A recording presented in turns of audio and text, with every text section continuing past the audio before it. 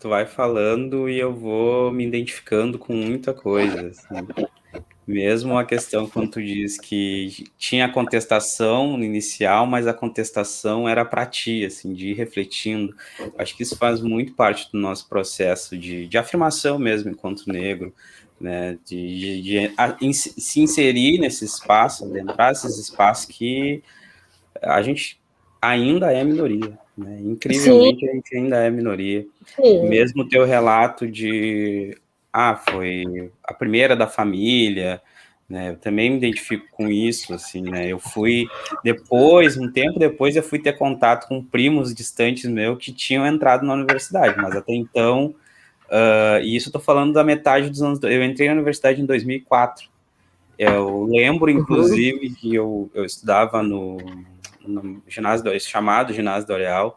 Lembro que quando eu estava no ensino médio, lembro, inclusive, de uma vez de ter uma professora ter apresentado para a turma uma ex-estudante do Ginásio do Areal que tinha entrado para a universidade sem ter feito cursinho, nada, assim.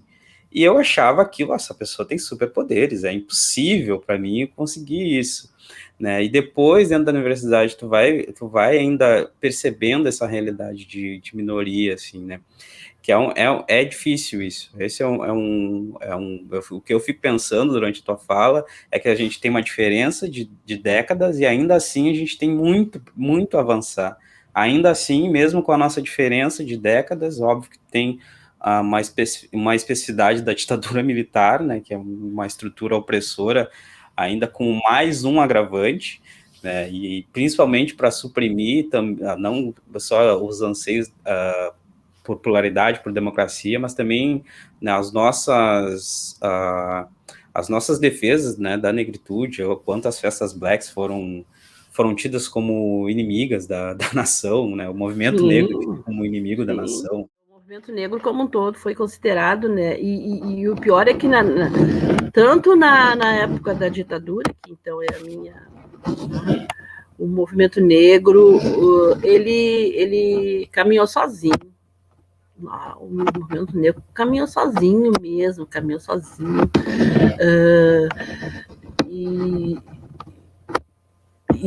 E durante muito tempo, né?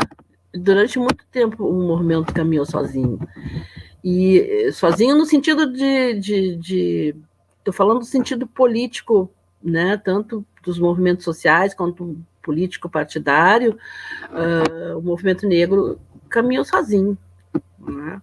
Porque bem isso assim, né? Ou porque não, vão dividir o movimento, porque é questão de classe, né? Questão de raça. Isso ainda tem essa discussão, né? Principalmente na esquerda, ainda tem essa discussão de que é movimento, que é classe, né? Que a nossa luta é a classe, é classe e não tem a ver. Agora é aquilo, né? E eu tenho dito isso, enquanto não houver combate de fato de toda a sociedade, do combate ao racismo, não pode se falar em democracia, entende? Porque essa democracia moderna, ela se origina, né? Os seus princípios são, né, fraternidade, igualdade, né, liberdade, princípios da Revolução Francesa. Só que na época da Revolução Francesa nós estávamos escravizados, né, e ninguém pensou em nós. Marx também não pensou em nós, né, também não pensou. Né. Eu não me atrevo a dizer que Marx era racista, eu me atrevo a dizer que Marx foi omisso em relação à população negra. Né? Foi omisso em relação à escravidão, foi omisso em relação ao que estava acontecendo com os povos escravizados. E foi omisso deliberadamente. Né? Vou dizer uma coisa forte aí que eu nunca disse, porque eu tenho estudado muitos filósofos, né? Eu estudo Nietzsche, eu estudo Schopenhauer, eu estudo esse povo aí. E cada vez eu me convenço mais que eles beberam na fonte do berço da humanidade. Cada vez eu me convenço mais. sabe? Cada vez eu me convenço mais que muitas das coisas que a minha avó, minha bisavó falavam, né, tá lá nos princípios filosóficos, né, pautados por esses grandes filósofos ocidentais. Então, para mim, todo mundo, né? Como é que tu vai discutir? Outro dia eu estava conversando sobre o socialismo e as religiões, né? Como um todo, assim. Então, eu estava falando pelas religiões brasileiras, e aí eu estava dizendo, gente, eu fiz uma comparação de todos os princípios do socialismo e comecei a colocar todos os princípios da tradição de matriz africana, todos os princípios civilizatórios, não é? E que é muito antes de Marx. E ali está tudo. Quando tu fala, por exemplo, em comunismo, né? Quando tu fala em ecumenismo, o que é isso? Isso é princípio da tradição de matriz africana. Coletivo.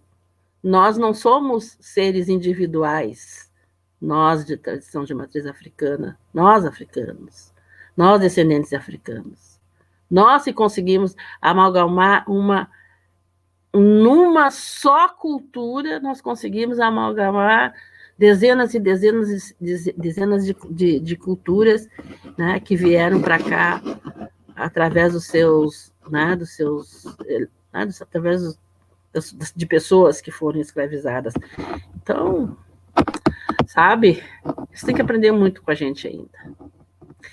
E tem que aprender e tem que reconhecer.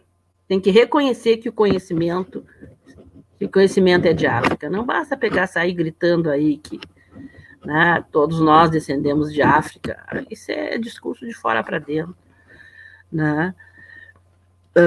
Ou de dentro para fora, não sei. Isso precisa aprender. O mundo seria outro se não significa dizer que nós seríamos homogêneos. Nós não somos homogêneos. Nós somos plurais. Nós temos uma pluralidade imensa. E é isso que faz o mundo lindo, né? A natureza é diversa, né? Tem essa diversidade toda. Então, se a natureza é diversa e nós somos a semelhança da natureza, não seria diferente com a gente, né? Só que eles tentaram nos colocar em quadradinhos aí, e isso é o que tem destruído o planeta, né? Como um todo. Né? E aí não é por causa de sistemas de, né, sabe? Não é só isso. É isso também, mas não é só isso. O racismo está na base de tudo, né? O racismo está na base de tudo. Sim. O racismo está na base do capitalismo, está na base do socialismo, está na base de tudo. Tem algo que tu falas aí que eu também, nas leituras que eu tenho feito há muito tempo, concordo e cheguei já a dizer publicamente assim, que eu acho que a solução para as nossas crises todas que a gente fala ultimamente, econômica, política, social, cultural, enfim, ela passa, assim, por conhecimento que já foi construído pela negritude, pela ancestralidade, pela africanidade, né? Esses princípios, principalmente, e aí eu sempre faço questão de falar na questão coletiva, né? Muito do que nós produzimos, das nossas ações, ela vem de princípios de coletividade. E uma coisa que me chama a atenção, né, nesse espaço que eu estou construindo aqui, das conversas que eu já fiz, sempre tem uma referência à família, principalmente às mães. Quando eu fiz a conversa com a Dani, apareceu muito a Dani falando da importância da Dona Eloá. Agora tu também falas da Dona Túlio, mesma questão, assim, a importância das mães, da família, dessa... a gente não vai sozinho para a luta, né? A gente não vai sozinho para enfrentar as batalhas que a gente tem que enfrentar, que não são poucas, né? Para aquilo que a gente traça de objetivo, seja ele profissional, de estudo, enfim.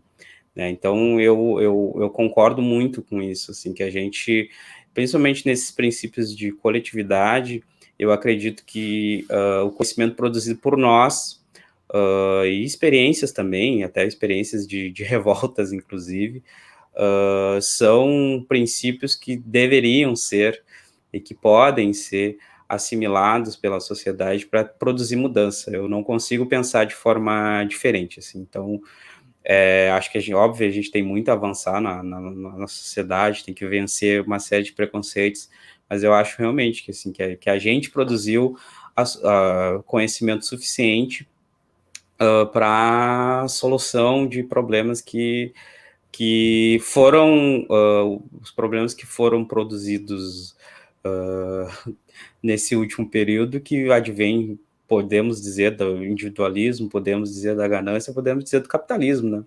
Que é essa questão de transformar a pluralidade em disputa, né? Isso é um princípio também do capitalismo, né? Só um pode vencer, essa coisa da meritocracia, são todos os princípios presentes que, né, culturalmente para nós, a gente, né, pensando de forma coletiva, é bem diferente. Eu tô te ouvindo, assim, fico feliz de te ouvir, inclusive de informações que tu disse que ainda não tinha falado publicamente. Eu na campanha, eu ficava pensando, porque agora 2020, né, quando eu fui candidato a prefeito, nas entrevistas, em vários momentos, eu me peguei pensando, porque quando tu vai, né, dar entrevista, tem que te apresentar currículo, refletir sobre a tua história. E eu fiquei pensando nisso, nossa, que oportunidade interessante essa de refletir sobre a minha história. Acho que as pessoas deveriam, principalmente as pessoas negras, sabe, deveriam ter mais oportunidade de fazer essa reflexão, e porque às vezes, devido às dificuldades, a gente acaba não entendendo nossa história como uma história de ou superação, ou vitória, qualquer coisa nesse sentido, mas sim de sempre enfrentar dificuldade, tá muito difícil, mas a gente tem feitos na nossa história que a gente pode, não sei se celebrar seria exatamente a palavra, mas acho que pode ser celebrar mesmo, assim, né, de enfrentar tamanhas dificuldades e conseguir superar, sempre evidenciando, evidentemente, o apoio que a gente tem da nossa família, assim, né. E eu fiquei, né, gostei muito de te ouvir esses detalhes, e tem algo que eu sempre também, outra coisa que eu já sempre já te ouvi falando, né, e sempre gostaria de conversar contigo sobre, que é a questão profissional, assim, de estar num local que também certamente impõe, né, suas dificuldades, né, a antiga FEBEM, em que a sociedade, né, carrega uma série de preconceitos sobre, né, a ideia, inclusive, sobre a ideia de punição na nossa sociedade é uma coisa incrível, assim, né? E eu queria também te perguntar sobre isso, queria que tu falasse um pouco sobre isso, como é que como tem sido, como foi, como é a experiência inicial e como é ao longo dos anos conviver nesse espaço, nesse mais um espaço também, né, que carrega, infelizmente, que a sociedade carrega uma série de preconceitos. Essa foi a segunda parte da minha entrevista com a Yassandra Lee. Coloca aí nos comentários o que tu tá achando do segundo episódio do Reverbera, se inscreve no canal, ativa o sininho, compartilha esse conteúdo, ajuda ele a reverberar e atingir mais pessoas. Em breve eu vou disponibilizar as outras partes dessa entrevista, que tá sensacional.